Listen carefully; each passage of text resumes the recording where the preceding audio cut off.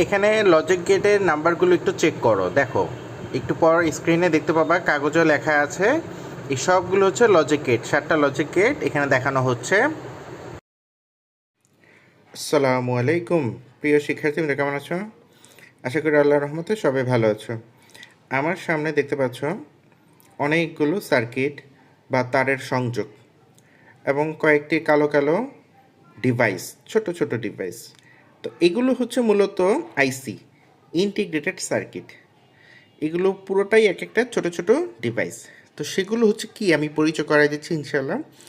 তোমাদের HSC ICT সাবজেক্টের যত লজিক গেট তোমরা শিখেছো, তোমরা 7 ধরনের লজিক গেট শিখেছো, 2 ইনপুটের শিখেছো। সো আমার সামনে হচ্ছে 2 ইনপুটের সকল আইসি, ইন্টিগ্রেটেড সার্কিট বা লজিক গেট আছে। সো আমি তোমাদের সুবিধার জন্য একটু দেখাই জিনিসগুলো।